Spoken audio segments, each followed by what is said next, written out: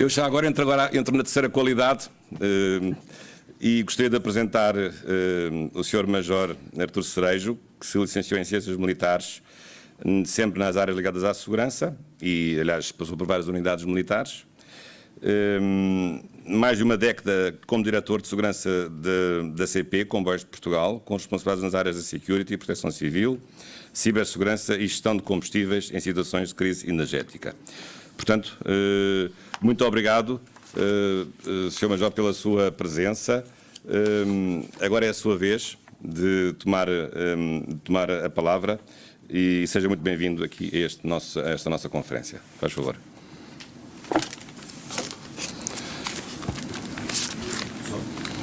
Sim, se quiser agora aqui, veja aqui.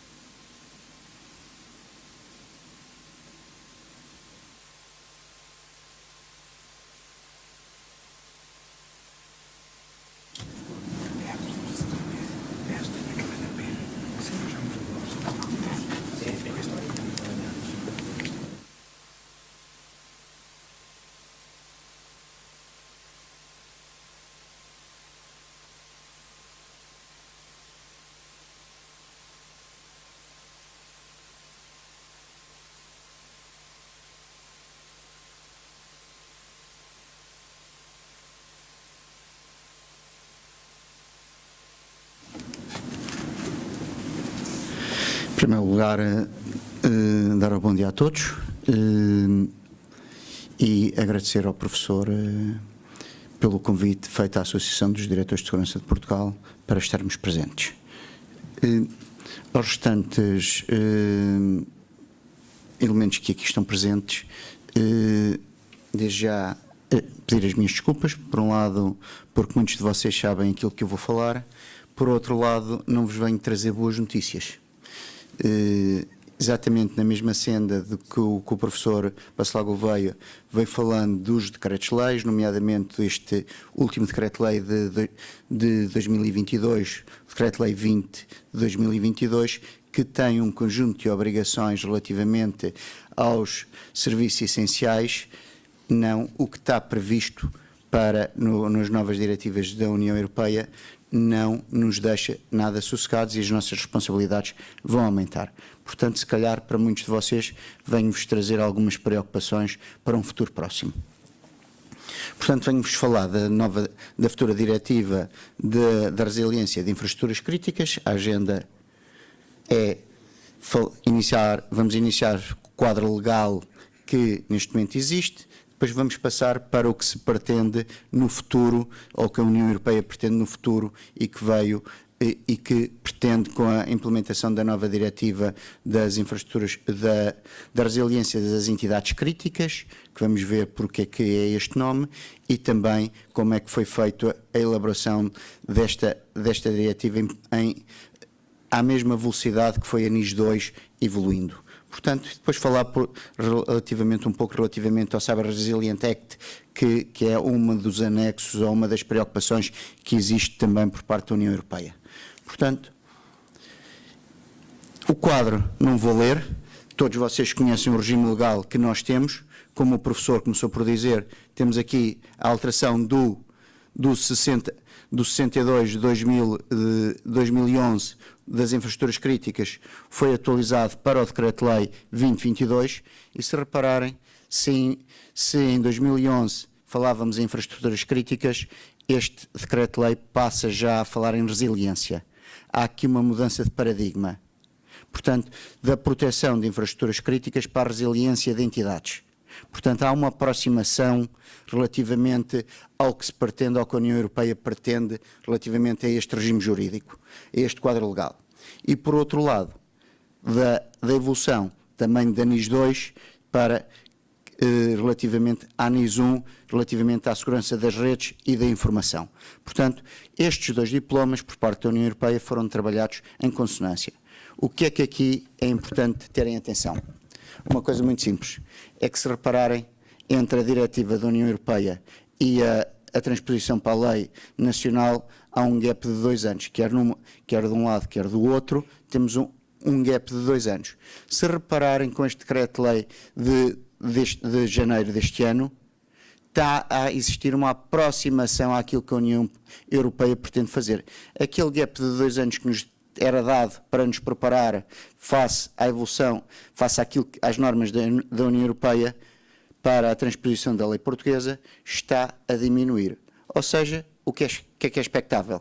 Quando a diretiva sair e já há um acordo político, teremos muito menos tempo para nos prepararmos para a realidade que a União Europeia exige. Portanto, este é o quadro legal em vigor e foi o quadro legal que, nos últimos anos, nós fomos convivendo. Suponho que aqui todos conhecem esta legislação que está em vigor. Reparem, durante a presidência de Portugal, houve um esforço muito grande por parte das autoridades portuguesas em evoluir na segurança do espaço europeu, e já vamos ver porquê, e os próprios governantes já alteraram o conceito de proteção para resiliência. Primeiro facto a ter em atenção. O segundo facto, o discurso da Presidente da Comissão durante o Estado da União fala nas questões da segurança com muita assertividade. E ela diz uma coisa muito simples: se tudo está conectado, tudo pode ser atacado ou tudo pode ser hackado, como assim o entendam. Portanto, ou seja, há uma preocupação relativamente a estes temas. E tanto mais que em 24 de julho de 2020 há a estratégia da União Europeia, da estratégia de segurança da União Europeia. E se repararem, é feita em 4 pilares esta estratégia: ambiente de segurança adequado às exigências do futuro, fazer face à evolução das ameaças, proteger os europeus contra o terrorismo e a criminalidade organizada e um ecossistema europeu de segurança forte. Portanto, um pilar, 2 pilares, 3 pilares, 4 pilares. Nós só vamos falar do ambiente de segurança adequado às exigências do futuro. E se repararem, só vamos falar nesta das 2 diretivas. A diretiva de resiliência das entidades críticas e a da IANIS 2, que é da cibersegurança. Faltará certamente mais um documento que será a proteção dos espaços públicos. Portanto, dentro destes 4 pilares, no pilar de um ambiente de segurança adequado às exigências do futuro, só vamos falar de 2 áreas, existindo 3. Se tiverem atenção também àquilo que a Agência Europeia da Cibersegurança diz, foca-se também em 4 pilares. Coloca as pessoas no centro, capacitar as pessoas, e depois temos políticas de cibersegurança, cooperação operacional, reforço das capacidades e soluções de confiança. Estas soluções de confiança que aqui estão é aquele Cyber Resilient Act que a União Europeia pretende implementar, se bem que o quadro para a implementação desse quadro é muito mais alargado do que estas 2 diretivas, que são expectáveis que venham a estar em vigor, que estejam assinadas para 2023. Portanto, este quadro da segurança da União, mais a da segurança, da resiliência que a Agência da Cibersegurança tem e pretendem implementar, vai garantir resiliência nas entidades críticas, que é esse o objetivo, como vamos ver nestas 2 diretivas que estão a ser elaboradas. Atualmente, como o professor disse, temos a Diretiva 114 de 2008, que vamos passar a ter a futura Diretiva SER, que será a resiliência das entidades críticas, que vai substituir a atual Diretiva 114. Em termos da União Europeia, presumo que já esteja batizada como SER. Relativamente, em termos nacionais, não sei se já tem algum batismo ou não, mas relativamente à NIS 1, vamos ter a NIS 2, portanto, já é uma continuidade da NIS. E dos elementos do quadro que elencam todos os setores essenciais para a sociedade. O que é que se verifica? Esta alteração legislativa verifica-se porquê? Porque existe por parte dos operadores ou as entidades críticas estão inadequadamente equipadas com ferramentas que os possam ajudar a garantir a proteção e a resiliência dessas mesmas entidades. Portanto, se forem ver a legislação da União, a complexidade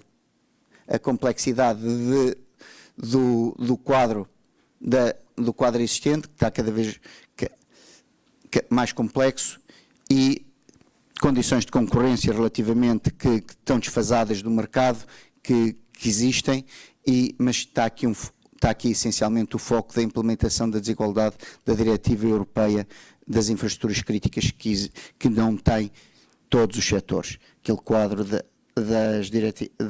aquela diretiva tinha essencialmente dois setores: energia e transporte. Portanto, há aqui a necessidade de aumentar o espectro a todos os outros setores da sociedade portuguesa. A fita do tempo, se repararem, a fita do tempo da União Europeia começaram com a segurança em 2004. Se repararem os nossos instrumentos, o primeiro instrumento que nós temos, há aqui a aprovação do Centro de Gestão do SEGER. E porquê que é importante estar aqui este SEGER? Porque a Decreto-Lei de 2022 revoga este Decreto-Lei, junta a legislação de segurança também no Decreto-Lei 2022. Depois temos o nosso 62 de 2011 e o 2022, que é aqui feito antes da saída da diretiva em 2023, que é expectável. Porquê que é expectável? Porque já existe o acordo, já a aceitação formal, já a aceitação política por parte desta nova diretiva SER da União Europeia por parte dos Estados. Relativamente à fita do tempo de 2000 do NIS, onde reparar começa em 2013, e por isso vamos perceber que tudo aconteceu num espaço de tempo muito menor, e vamos ver que o próprio anexo da diretiva dos setores que estão elencados nesta diretiva está mais detalhada, tem um segundo anexo que vai falar de entidades importantes, não sendo entidades críticas, fala em entidades importantes. Portanto, tendo sido trabalhada mais tarde no tempo, tem um nível de maturidade superior à diretiva das infraestruturas críticas. Portanto, e mais uma vez, vemos aqui os nossos instrumentos de trabalho, a transposição das diretivas, a lei do ciberespaço, a regulamentação da lei do ciberespaço. E aqui, este regulamento 183 tem a ver aqui com o CNCS relativamente às obrigações de fazer relatórios para o CNCS, que está regulado através, para além do 65/2021, também o 183 que foi feito já no início deste ano. E se repararem, também já tem o acordo político para a sua implementação. Estamos à espera da assinatura por parte dos Estados-membros. Quer uma diretiva, quer a outra, já tem o acordo político por parte dos Estados. As novidades. Passa de proteção à resiliência, da designação de transfronteiriça de infraestrutura crítica europeia à identificação de entidades críticas a nível nacional. E reparem exatamente o que o professor diz, a necessidade das entidades saberem e estarem preparadas para, e já vamos ver o que é a resiliência para a União Europeia, de dois setores o de transportes e o de energia para 11, e, mais uma vez, como o professor disse, a avaliação baseada no risco. Temos a fazer o risco, necessidade de fazer a avaliação de risco daquela estrutura. Por outro lado, a União Europeia diz-nos que nos vai dar apoio e que vai ter mecanismos de cooperação. Vamos ver se este apoio é bom ou não e de que forma é que depois no terreno ele se efetiva, se depois a parte deste apoio acaba só por ser uma fiscalização. Relativamente à NIS 2, é exatamente o mesmo quadro que está cá em cima, foca aonde? Foca na capacitação dos Estados, na gestão de risco e dos reportes face ao risco que existe, dos incidentes, como já existia na regulamentação da lei do ciberespaço, portanto, e com o regulamento também do CNCS, da importância de reportar todos os incidentes, portanto, vai ainda fechar mais, afunilar mais o quadro de reporte e depois vamos ver a necessidade de fiscalização por parte de todas estas entidades. Vamos ver que, inclusivamente, a ANISA vai ter a sua autoridade reforçada e aqui o intercâmbio e a cooperação. O que é que isto significa? Que quando há um incidente em algum sítio da União Europeia que seja reportado rapidamente para os restantes Estados, por forma a que eles possam tomar medidas e que não exista o efeito do azeite na água, o alastrar desse incidente por todos os outros Estados. O que é que nós vemos aqui? Os principais objetivos. Não vos vou ler o slide, mas vou-vos dizer que a resiliência é entendida pela capacidade de uma entidade crítica ter mecanismos de se prevenir, proteger, responder, resistir, atenuar os impactos, absorver, adaptar e recuperar face ao incidente. E estes adjetivos, é isto que vamos ter que estar preparados para dar resposta a esta questão da resiliência. É isto que é entendido como a resiliência para a União Europeia. Ou seja, apesar do impacto de um incidente de segurança, nós temos que garantir estas faces todas.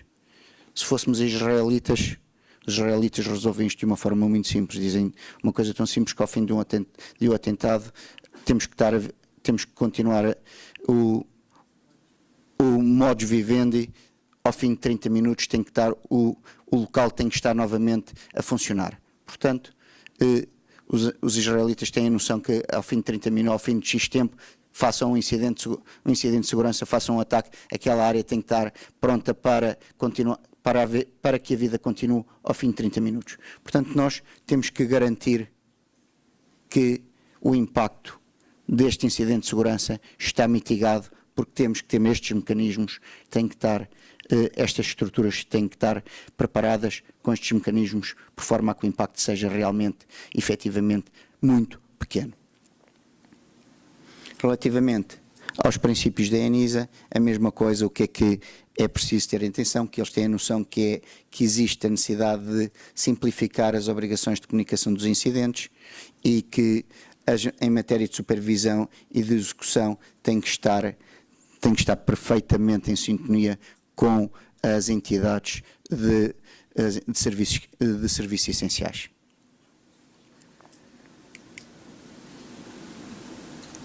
Reparem, mais uma vez, o professor ajudou-me muito na apresentação, porque ele mais uma vez falou, e não combinamos nada, é verdade, falou nos riscos naturais. Mais uma vez, foca-se nos riscos naturais. Temos que estar preparados para atuar mesmo durante riscos naturais.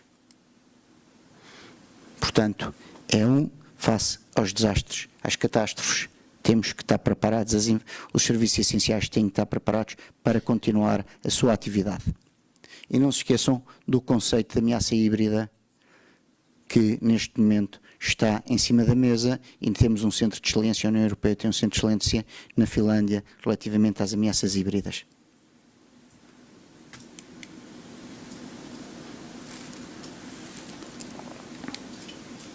Os componentes da diretiva SER, há aqui duas partes. Obrigações para os Estados-membros e para as entidades críticas.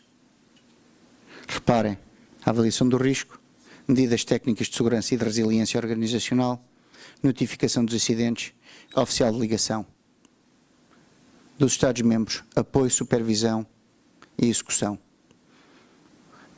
A ter um ponto único, vai ser obrigatório os Estados-membros terem um POC e vamos ter que ter mecanismos de cooperação. Estes mecanismos de cooperação, essencialmente, vão estar assentes neste grupo de resiliência de entidades críticas que a União Europeia vai ter.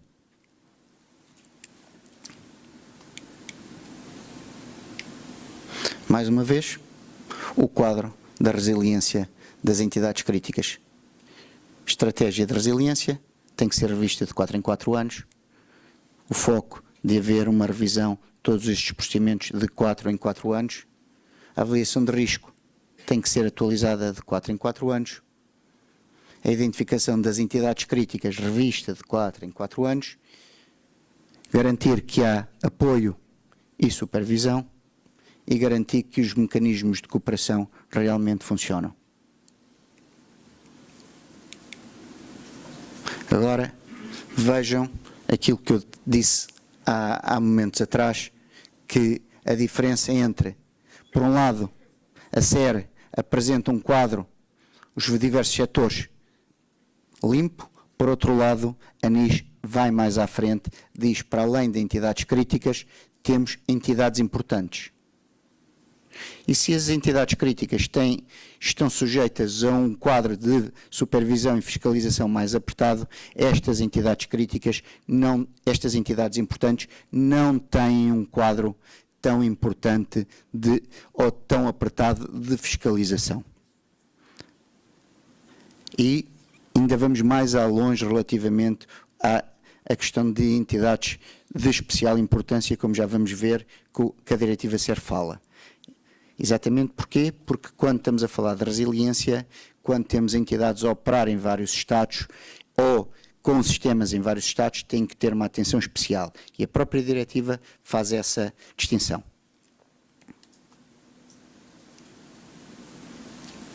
Os critérios de identificação da entidade crítica, todos aqui nesta sala sabemos, de uma forma ou de outra, o que é que se pretende quando estamos a falar de entidades críticas que sejam essenciais para o bem-estar, para a sociedade, que impliquem a nossa disrupção do nosso modus vivendi na sociedade. Manutenção de funções sociais, vitais ou atividades económicas. Que existe disrupção em alguma destas áreas. Relativamente a que opera nos Estados-membros, em mais do que um, e que se operar em mais do que um Estado será uma infraestrutura crítica, como nós vamos ver que especial importância para 6 ou mais Estados-membros. Portanto, há essa preocupação e, efetivamente, quem tem mais responsabilidade tem uma preocupação mais acentuada. Portanto, ter atenção que quanto maior é a criticidade do nosso serviço, maior vai ser a supervisão e fiscalização do nosso serviço. Obrigações das entidades críticas, avaliação do risco, temos que, face à avaliação do risco, temos de adotar medidas de resiliência e, quando tivermos incidentes de segurança, temos que notificar as autoridades.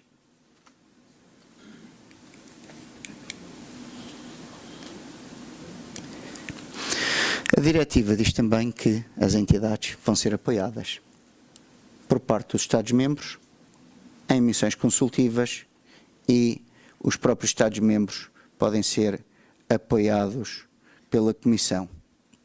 A pedido, os Estados-membros podem ter o apoio da Comissão.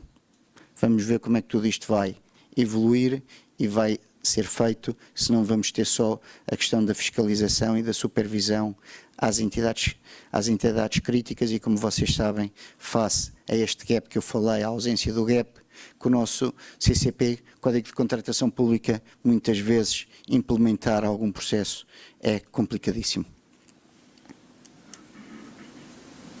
Este mecanismo de cooperação, que eles dizem que existe, que nos vai dar apoio, vai ser feito por este grupo de resiliência de entidades críticas. Será este o grupo que vai dar suporte às nossas dificuldades. Vamos depois ver como é que a gente coordena tudo isso com o CCP, quando tivermos que comprar tudo aquilo, todas as ferramentas que são necessárias para gerir o risco. A questão do ponto de contacto do POC, do ponto de contacto único, que todos nós conhecemos. Reparem, daqui a 10 meses, quando a diretiva sair ao fim de 10 meses, as obrigações aplicam-se às entidades críticas. Se saírem em janeiro ou fevereiro de 2023, temos que responder àquele quadro. E pelo Decreto-Lei 2022, não me parece que tenhamos um gap de dois anos para a transposição da diretiva. Portanto, teremos que ter a atenção do tempo que temos entre a saída da diretiva da União Europeia e a transposição para a lei portuguesa. Conforme o professor falou, o Decreto-Lei 2022 elenca todos os setores que não são exatamente os mesmos que a futura diretiva. Reparem que fala aqui em segurança e defesa, a SER exclui a parte da segurança e defesa que diz que não se aplica para estas áreas de segurança e defesa. Portanto, haverá certamente um ajuste deste anexo. Eu presumo que esta diretiva, quando houver a transposição, deverá ser feita sobre este decreto-lei. Será revogado, será em parte, na totalidade ou parcialmente. Este slide, basicamente, resume as obrigações das entidades críticas, mas, acima de tudo, há aqui um conjunto de consonâncias relativamente àquilo que já existe e à nova diretiva. Se repararem, 3 áreas. Obviamente que este decreto-lei não fala neste mecanismo, não tem nada aqui que ligue ao mecanismo de cooperação, nem questão do suporte dos Estados aos Estados-membros. Portanto, todo o resto já temos ligações conexas relativamente ao que o decreto-lei diz e às obrigações que a SER tem no seu documento.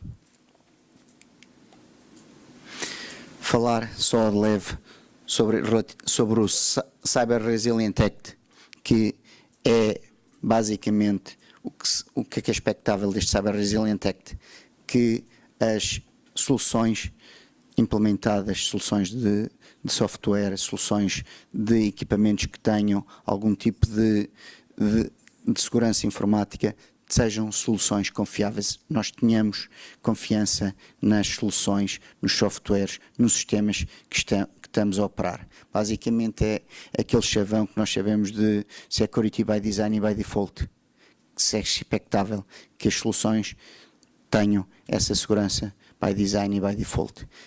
Sendo que este quadro, a própria União Europeia, face ao alargamento do tempo de implementação na sua totalidade deste Cyber Resilience Act, terá algumas dificuldades na sua implementação.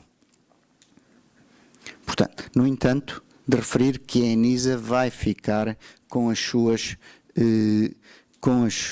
competências alargadas. Por um lado, vai ter a possibilidade de fiscalizar, por outro lado, vai avaliar a conformidade, os os requisitos essenciais é uma lista, são feitos produto a produto, mas essencialmente são estes que estão aqui elencados, e por outro lado a ENISA pode fazer a avaliação daquele produto e podem vir a aplicar coimas de 2,5% do volume de negócio a nível mundial, não só daquele país. E sabemos que muitos dos indivíduos que fornecem produtos que estão na área das comunicações, na área, pensem, a União Europeia provavelmente vai começar com este pacote, e tem já ferramentas para o 5G. Como todos vocês sabem, o 5G já vai ter aqui uma amostra deste CRA. Portanto, vamos ter que ter muita atenção, porque eles podem efetivamente aplicar coimas muito elevadas quando estamos a falar de entidades que operam em todo o mundo.